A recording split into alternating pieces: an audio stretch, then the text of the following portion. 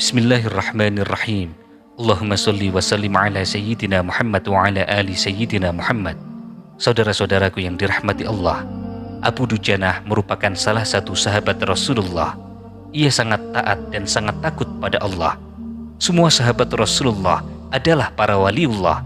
Mereka para kekasih Allah. Tentu saja mereka memiliki keistimewaan di atas para orang soleh setelah mereka. Rasa cinta mereka pada Allah sangat besar.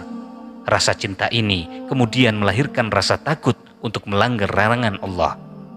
Abu Dujanah berasal dari kabilah Khazraj. Dia dan keluarganya hidup serba kekurangan. Mereka adalah keluarga yang sangat miskin. Kisah hidupnya sangat membekas di hati Rasulullah. Bahkan pada suatu ketika Rasulullah SAW pernah menangis setelah mendengar cerita yang dialami oleh keluarga Abu Dujanah. Pada suatu hari Rasulullah SAW menegur Abu Dujanah karena setiap selesai menjalankan sholat subuh, Abu Dujanah langsung pulang ke rumah. Jarang sekali Abu Dujanah terlihat berzikir ataupun menunggu Rasulullah selesai berdoa. Wahai Abu Dujanah, apakah kamu tidak punya permintaan, permohonan yang perlu kamu sampaikan pada Allah sehingga kamu tidak perlu menungguku selesai berdoa? Kata Rasulullah. Abu Dujanah hanya menunduk. Ia terdiam. Wahai Abu Dujanah, kenapa kamu selalu terburu-buru pulang setelah selesai sholat? Ada apa? Tanya Nabi. Suasana sangat hening. Kemudian dengan pelan Abu Dujanah menjawab, Ya Rasulullah, saya punya satu alasan untuk berbuat itu, katanya. Apa alasanmu, wahai Abu Dujanah? Coba kamu ceritakan kepada saya, kata Nabi. Ya Rasulullah, rumah kami berdampingan persis dengan rumah seorang laki-laki. Dia sangat kikir, dia sangat pelit. Di atas pekarangan rumah tetangga kami ini, ya Rasulullah, ada sebatang pohon kurma yang tinggi menjulang. Dahannya menjuntai ke rumah kami. Setiap kali ada angin bertiup di malam hari, kurma-kurma tetangga saya itu berjatuhan dan mendarat di rumah kami, ya Rasulullah, kata Abu Dujanah mulai bercerita. Ya Rasulullah, kami adalah keluarga miskin. Anak saya sering kelaparan, kurang makan. Saat anak-anak kami bangun, ya Rasulullah, apapun yang mereka temukan, apapun yang mereka dapatkan, akan mereka makan, ya Rasulullah. Oleh karena itu, ya Rasulullah, setelah selesai sholat, saya segera pulang sebelum anak-anak saya terbangun dari tidurnya. Saya kumpulkan kurma-kurma milik tetangga saya yang berceceran di halaman rumah. Kemudian setelah terkumpul, kurma-kurma itu saya antarkan kepada pemiliknya, kata Abu Dujanah. Abu Dujanah kemudian menggeser duduknya. Kemudian dia melanjutkan ceritanya. Ya Rasulullah, pada suatu hari saya terlambat pulang ke rumah. Ternyata anak saya sudah terbangun. Mereka menemukan kurma tetangga yang jatuh di halaman rumah. Mereka masih kecil-kecil, ya Rasulullah. Anak saya masih kecil-kecil.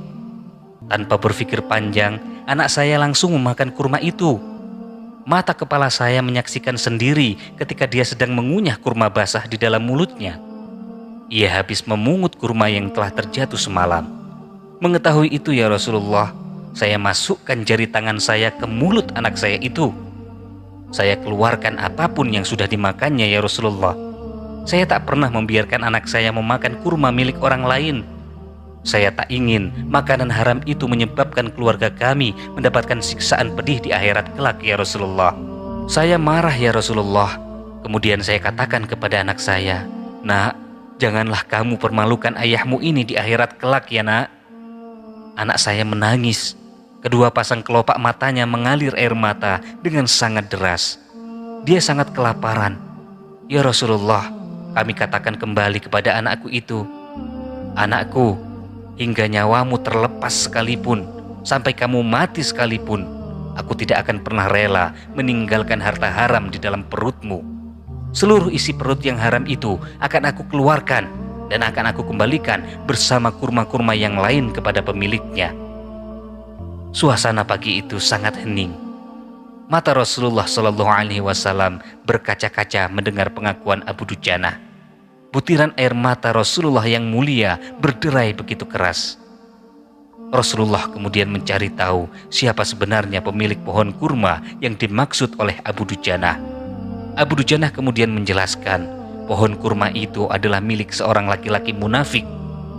Kemudian Nabi Muhammad mengundang pemilik pohon kurma itu. Rasulullah Shallallahu Alaihi Wasallam menawar pohon kurma miliknya dengan harga yang sangat tinggi. Rasulullah berniat untuk membeli pohon kurma itu. Aku berniat membeli pohon kurma milikmu. Aku akan membayarnya dengan harga 10 kali lipat dari harga pohon kurma itu sendiri. Pohonnya terbuat dari batu zamrud berwarna biru. Dia disirami dengan emas merah. Tangkainya dari mutiara putih. Di situ ada bidadari yang cantik jelita sesuai dengan hitungan buah kurma yang ada, kata Rasulullah. Akan tetapi pria munafik itu dengan sombong menjawab, saya tidak pernah berdagang dengan memakai sistem jatuh tempo, dengan hutang ataupun dengan cicilan. Saya tidak mau menjual apapun kecuali dengan uang kontan dan tidak pakai janji kapan pelunasannya. Tiba-tiba Abu Bakar As-Siddiq masuk. Saya akan membayarnya kontan dengan harga 10 kali lipat harga kurma yang lebih baik dari kurma milikmu, kata Abu Bakar. Pria munafik itu sangat senang. Dia setuju, kemudian menyerahkan pohon kurma miliknya kepada Abu Bakar. Selanjutnya, Abu Bakar menyerahkan pohon kurma itu kepada Abu Dujanah.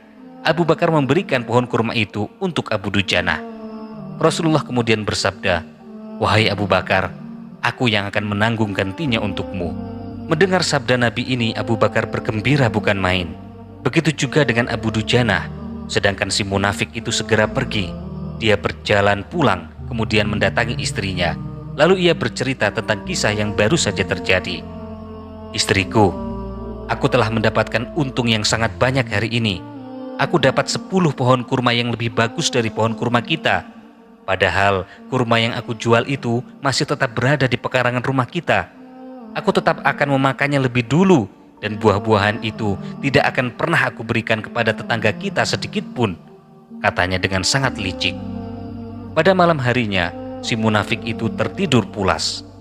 Keesokan harinya dia bangun dan melihat pohon kurma yang sudah ia jual.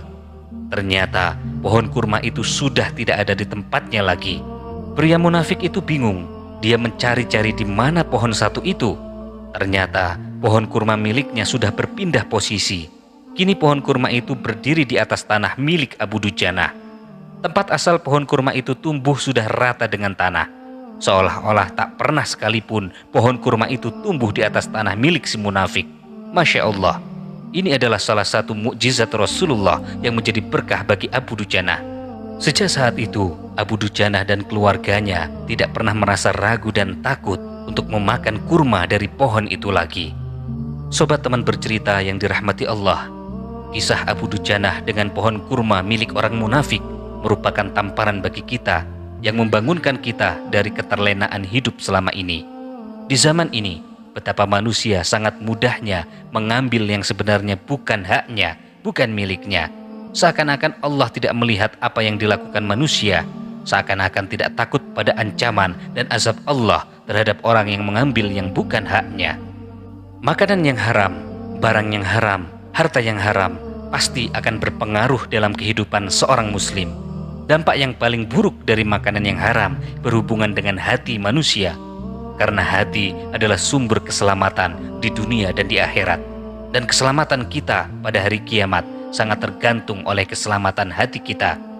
Saudara-saudaraku, kisah Abu Dujanah ini mengingatkan kita tentang waro' atau berhati-hati.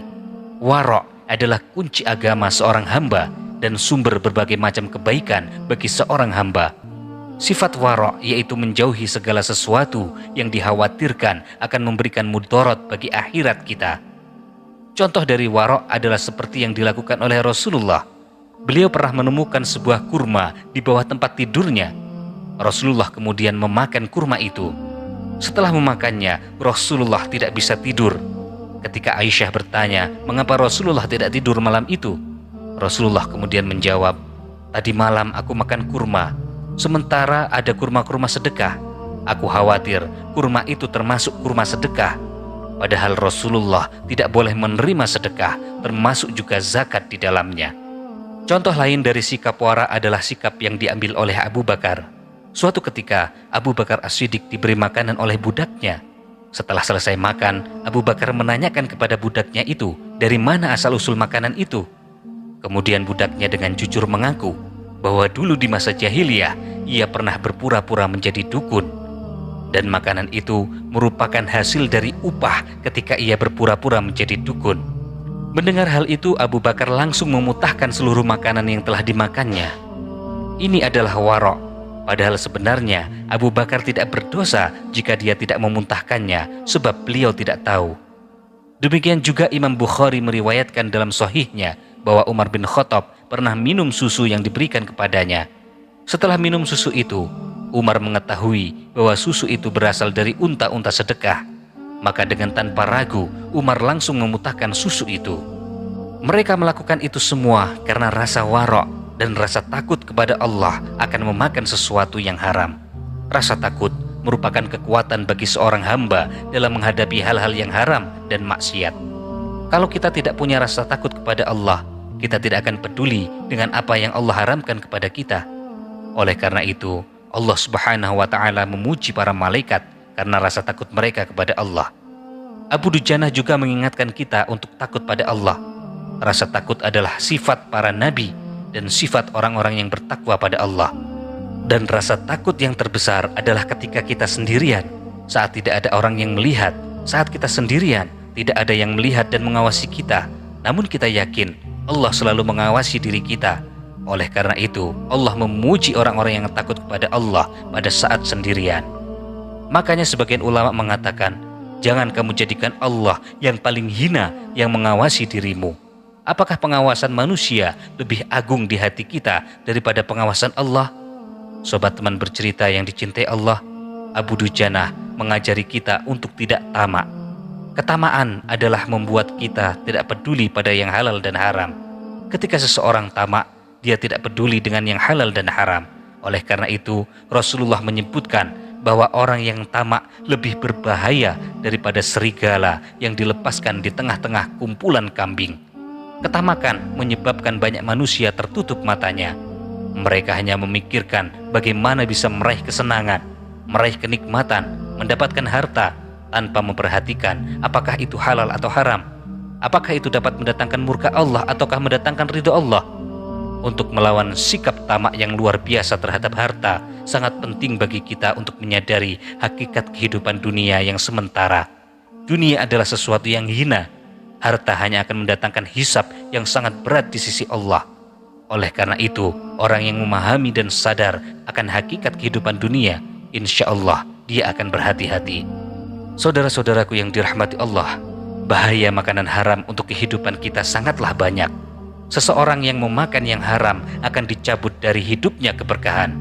Hidupnya tidak berkah dan selalu susah, selalu merasa kurang. Makanan haram akan membuat doa tidak diijabahi, tidak dikabulkan. Harta haram, makanan haram akan membuat hati kotor, hati menjadi rusak. Makanan haram akan membuat orang senang pada maksiat.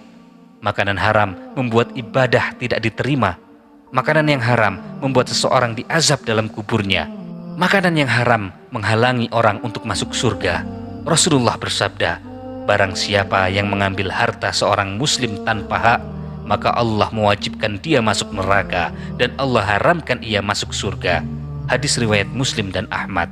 Maka saudara-saudaraku, sebaiknya kita berhati-hati.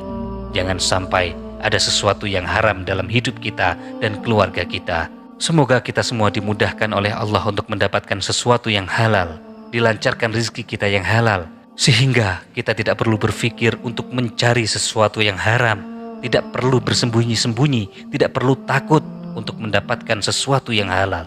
Amin amin ya rabbal alamin. Wallahu a'lam bishawab.